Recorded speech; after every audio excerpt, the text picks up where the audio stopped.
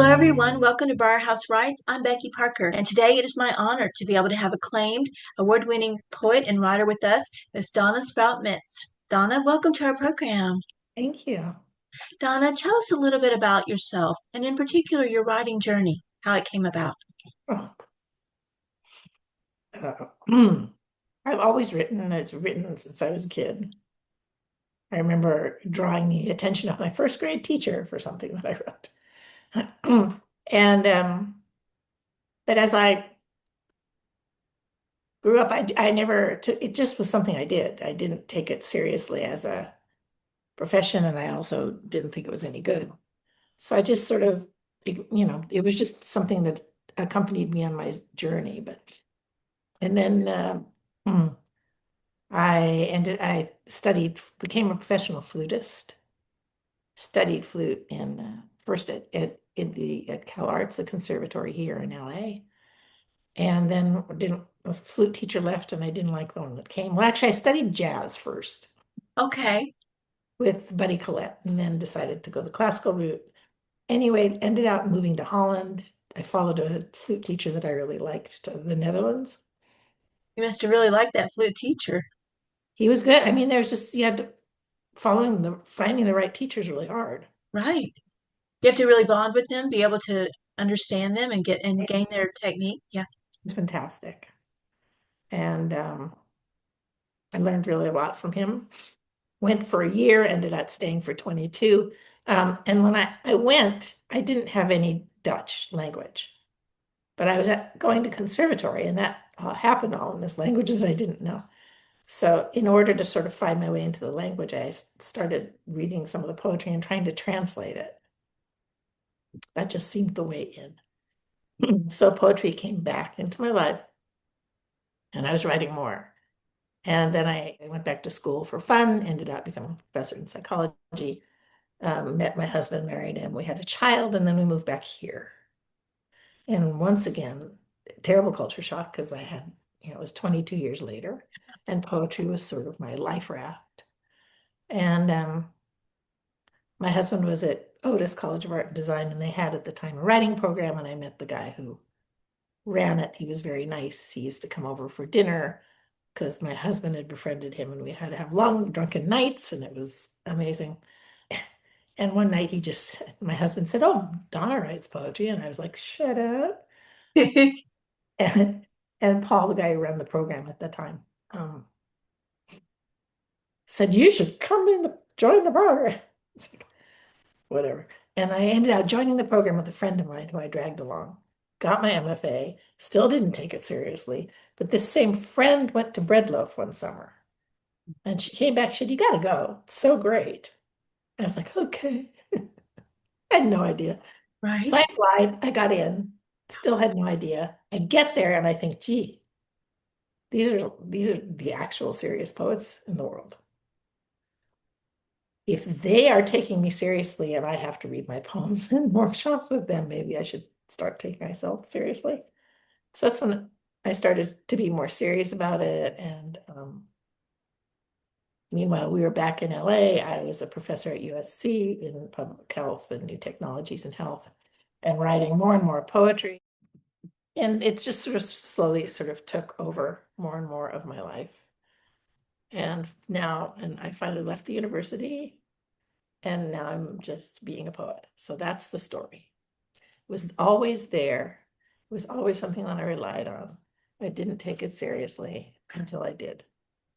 When you do write, Donna, and all those times that you wrote before, how much was the different culture that you were in and your music? How did they impact what you wrote When I or was in, affect you wrote? yeah, when I was in Holland, Hmm. I would say that the culture really impacted what I wrote, but it impacts you forever living in a culture like that.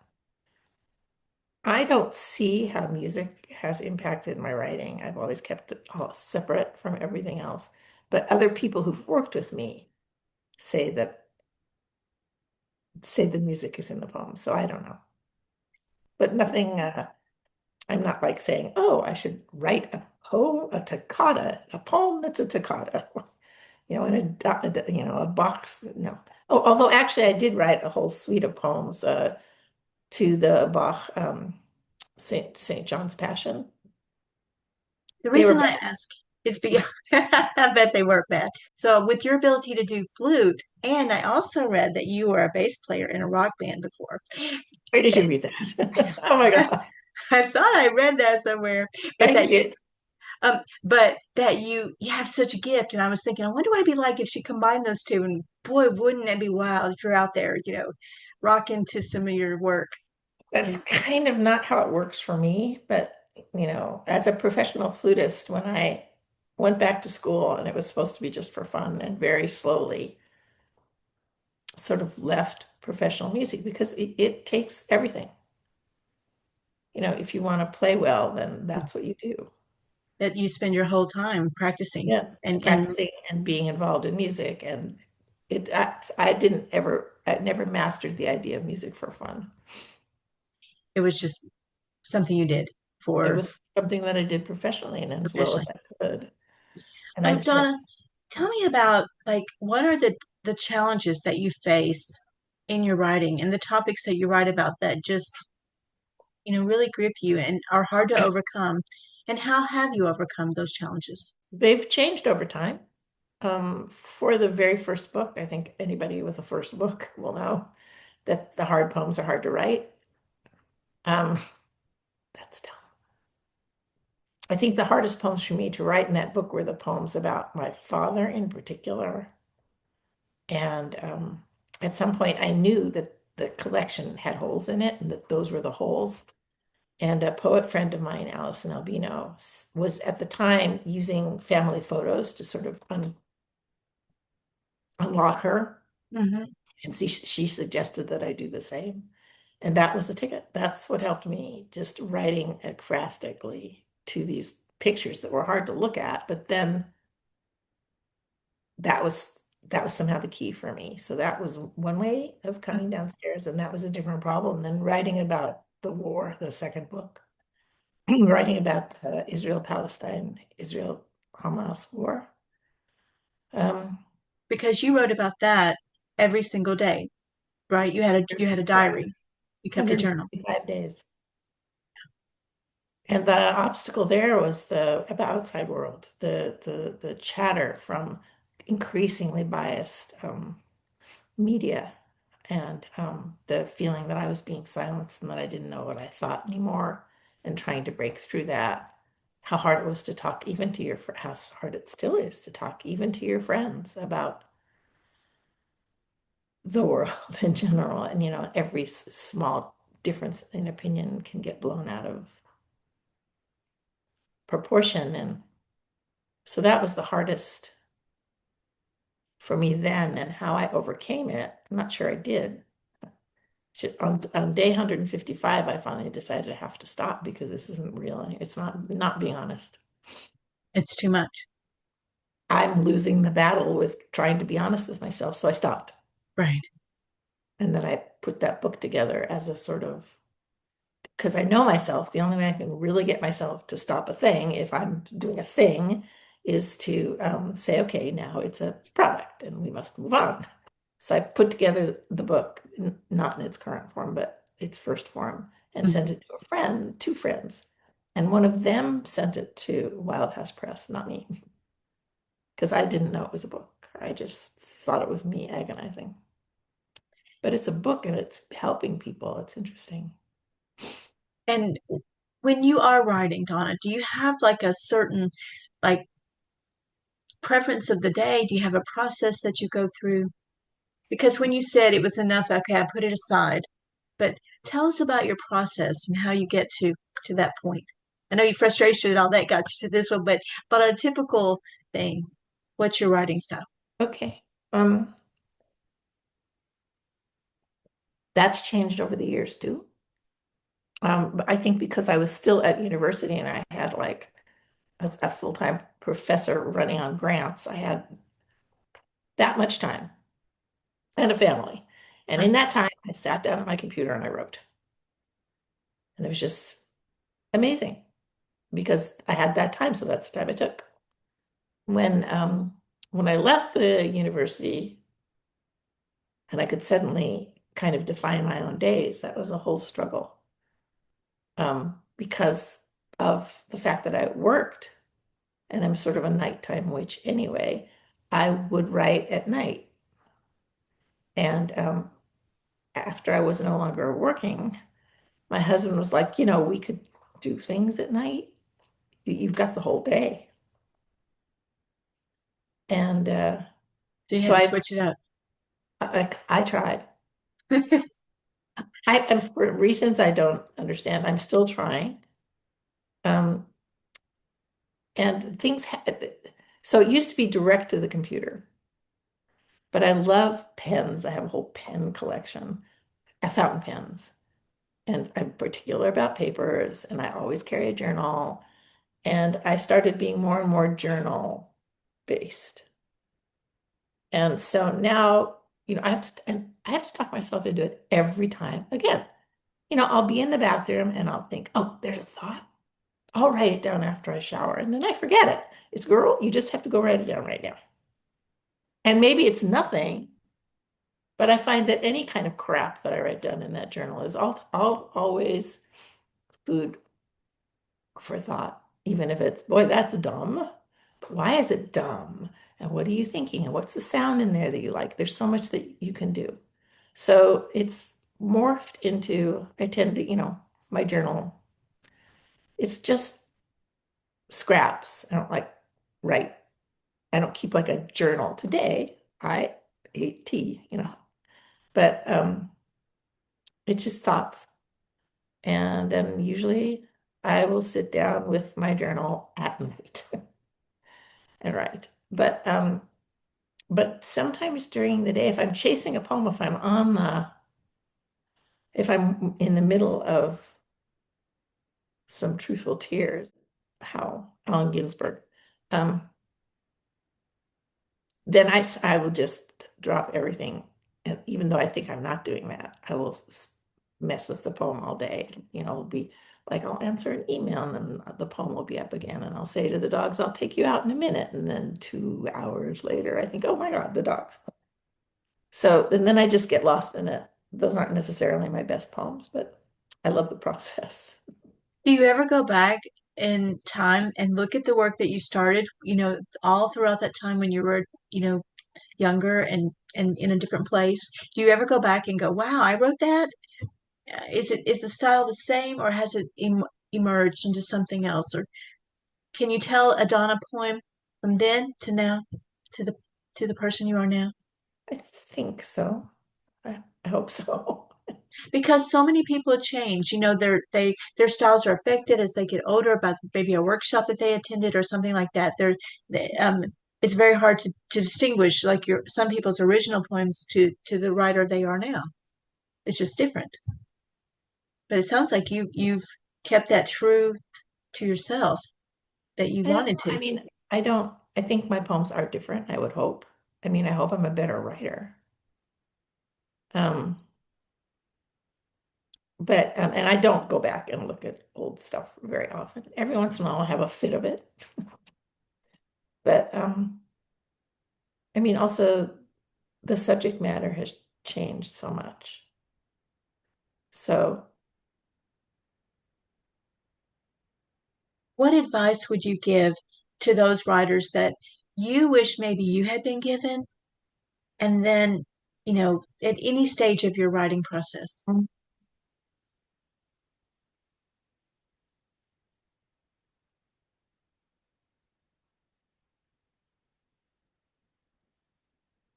I would say just give yourself the space to do it. Take it seriously. It doesn't have to be great art. That's not why we're doing it. We're not doing it. It is really, really great. Um, to write and to get some acknowledgement for it, that's amazing. But I don't think that's why in the end we do it. I do it because I couldn't stop. Right. Um, but you can get in your own way mightily and but don't. My advice is don't. It's good And I advice. think some of the other advice really has to do with stuff that I run into almost on a daily basis with poets that are new or on the scene. And they ask me things like one poet wants me to help them find reviewers for their new book.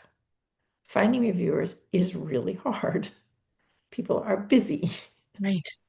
Um, and so I asked him, I asked that poet to send me a précis, which is like a little, it's a paragraph on what this book is about. So if I can send this to a possible reviewer and say, here's the book, are you interested? And this person sent me what many other people have sent me along those lines when asking for a review or a blurb.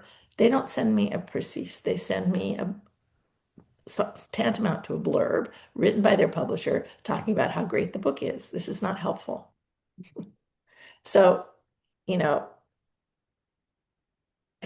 a 10-minute elevator, you need a 10-second elevator speech. You need to tell me what it's about. And saying what a book of poetry is about, unless it's a whole book about the war, which is unusual, Right. is, you know, but you can talk about how the themes weave together and give a possible reader an idea of what they're getting themselves into. So Well, and having, especially when they're going to be publishing that book, there's going to be search engines based on, okay, is it a book about Appalachia? Is it a book about grief in Appalachia? Breaking it down into what is that book about and what's that the poet or writer wants the impact to be on the reader. um, yeah, I veer from that. I don't let the reader make their own decisions. I It's like more that like what because the otherwise it's a blurb and not what it's not the yeah, other. yeah, yeah. So just help me understand what I'm getting myself into. Donna, do you think that every writer needs a website, in particular when they're being published? Because some public publishers require it, some do not. What's your opinion? Yeah, I don't think, I mean, some of it's really irritating to me when writers don't. I think it's useful. Then I can go to their website and find some of their poetry and know a little bit about what they're about. Mhm. And I love that, especially like as a reader for a journal. If I get a poem and I'm confused about it and I think, oh, yeah, I can look that person up if it's not, if we have names, if it's not a blind reading. Um, let's say I'm trying to organize a book launch with somebody or for somebody. And it's just useful to be able to go to somebody's website. But some of the best poets on earth don't have a website. Carl Phillips doesn't have a website. So yeah, I find it useful, but I'm kind of a baby poet. I haven't been around long. But you have a website, which is really a very good website. Tell us about that. It is? Yes, because in the website you have links to your interviews and you have workshop materials and resources. It's really a helpful website. So tell people how they can find that. Oh, it's DonnaSMetz.com. So it's just Donna S. Metz, Donna Spruijt Metz, but it's all one word.com. It's a Wix website. I mean, my main thing was watching my husband have his art students and technologically really savvy people make these beautiful websites for him that he couldn't service. And at my work as in public health, I had a webmaster. Mhm. He did all that. But I knew from experience that I needed a website. Donna, would you read some of your work for us? I'd love to. Can I read two poems? Absolutely. Okay, I'm going to read one from my new book, To Phrase a Prayer for Peace. This whole book is like a cryologue. It's an entire book addressing the horrors of the war in Israel and Palestine, but it's the horrors of so many wars, right? Um, I do a lot of writing along with the Psalms. So I think I'll read you this one that's after Psalm 119. And in the Psalms writing, I address you, and it's capital Y, capital O, capital U, and it's whatever you call God or the goddess or the Shekhinah or whatever's holy. Mhm. And this is one of the last poems in the book. Swarm. My heart risks it all, says generous, but my mind is wily, unkind. These war days drag me down, seaweed in precarious seas, disoriented, the sea's floor lost to me for holdfast. No latch and tug, can't drag myself up to the shoreline, salty and dripping, and sure that this time I've found your way, as if it were up for interpretation. But I do, you know. I interpret furiously. And now, scraping down through the fury, cruelty, at the bottom of it all, at the lowest point, my ears hear your whisper. The whole heart will find me. Okay. Beautiful and powerful. Thank you. And I don't know if you know this. This is part of a new thing.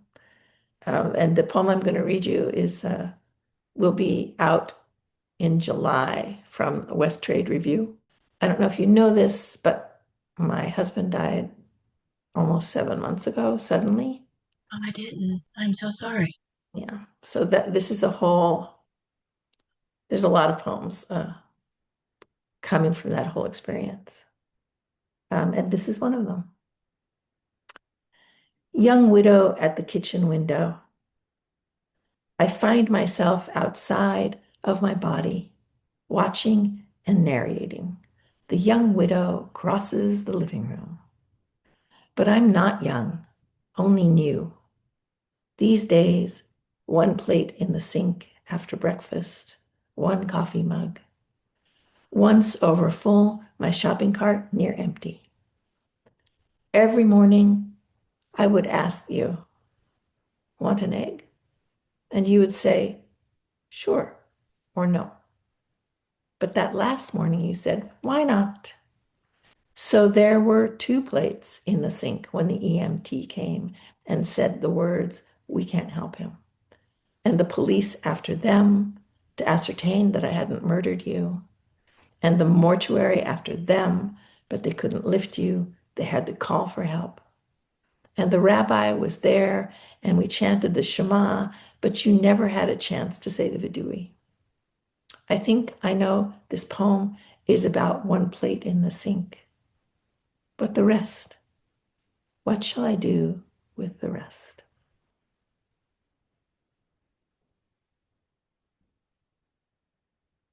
What do you think that your husband would think of your poem? Wonder what advice he would give you. Exactly. He would tell me to keep writing. I mentioned a couple of poems from the Jewish, prayers from the Jewish tradition in this poem. Do I need to explain them? You can if you would. I'd love to hear the explanation. So it comes from the stanza, and the rabbi was there, and we chanted the Shema, which is the poem that we say first thing in the morning and last thing at night. And it's the Hear, O Lord, hear me, O Lord, Hmm. listen to my words, and you're a big deal poem. Right. It's very short, and it's something that you also say over the dead. The Vidui, and we chanted the Shema, but you never had a chance to say the Vidui.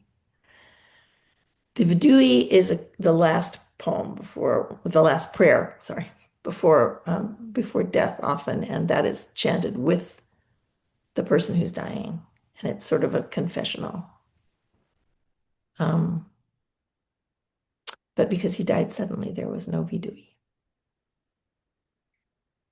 How has it been for you since that really hard moment? Awful, changes. Now I'm 7 months out. It's not, I can function mostly again. Donna, would you read some more for us? So here's one from the book, To Phrase a Prayer from Peace. Um, and this is on day 34. I ask you to teach us again. This is after Psalm 116, verses 5 through 8. Ancient concepts, nurture, compassion, justice. Teach us again. We are perpetrators of the unforgivable. We forget. Yet even standing in this rubble, you invite us to return to peace. You say return. You say tears. You say stumble. And we do. We stumble. You really do. You truly do. Yeah, we do. Donna, you and Flower Conroy were recent MacDowell Fellows. Can you talk about what it was like to actually collaborate with someone and about what that fellowship has meant to you and to, your partnership? Um, so Flower and I met at Bread Loaf the first time I ever went, back to that story. And we became friends over the years, and we were both in something called the Daily Grind group of poets. You have to be invited to join. And once you're invited to join, you commit to writing every day for a month and sending it we make groups of various people. And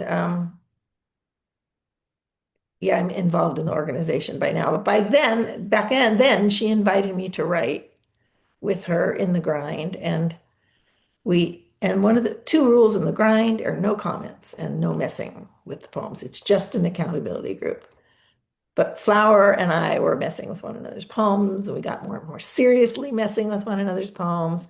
And we thought, oh, we should, do something with this. And so then Flower thought of using Emily Dickinson lines as the last line. The last line in Emily Dickinson poem is a first line of the title of the poem. And so we started writing these poems and collecting them, and we could really not tell whose was what anymore in those particular poems. And then we thought, gee, but this was all online, because we'd see one another at Bread Loaf. At Bread Loaf, if you've ever been, you're really too busy to do much work. You're bread loafing, which is lovely. So we did all this work online together. And then Flower thought it would be a good idea to apply to go to MacDowell. It was like, yeah, right. But we did, and they took us. So we went as a team, and we only had 2 weeks. If I had advice to anybody, if I had it to do over again, which I could, but 2 weeks is short. But we did a lot in those 2 weeks. We had to get used to working together physically in the same space. And Flower has a lot of energy and is very big in the morning, and I am very small in the morning. You're more of a night girl. Yeah, but she's also a night person. Anyway, it worked out. We had to find this new rhythm, and we had to find a way of writing together in the same space. So, and you have all day to do this. I mean, they provide you meals. You have like a cabin or whatever, you have a workspace, and they bring it out to you Wow. in a basket. I mean, there's breakfast and there's dinner, and the dinner's communal. Breakfast, you can come and take it, and lunch is provided. It's really, you know what? It's a beautiful environment, and you're there to work. It's amazing. And there are other artists there from every different space. So we ended up collaborating with an architect. We wrote some poems to his buildings. It was very fun. But we found a way to work together in person. What we'd done was we brought printouts of all our failed poems that we just didn't know what to do with. And we cut them up and we made these collage poems, and I would like put together a bunch of lines and we couldn't tell whose was whose. And she would do the same, and then we'd switch. And then I would look at what she'd done and she would look what I'd done, and we would mess with it. And anyway, we finished the book there. That is so neat. The book comes out this year at some point. Well, definitely let us know at Briar House Writes when that comes out, and then put that on our Facebook group page because Okay, I would sure. love to know more about that. I'm always fascinated by collaboratives because you got two different personalities, and yet you come up with something incredibly beautiful together, It and you is, go, "Whoa!" it's wacky. The book that we made is very wacky. Be wacky. See, I like wacky and unusual. Um, Yeah. Donna, tell us about if the last question is if you could change something about the world, what would it be? My husband would still be alive. Or do you want something else besides that? No, that's good because you loved him. You love him forever. Um, and I think you always will. Yep. Donna, thank you so much for spending time with us today at Briar House Writes. And I really wish you all the very best in your future. Thank you.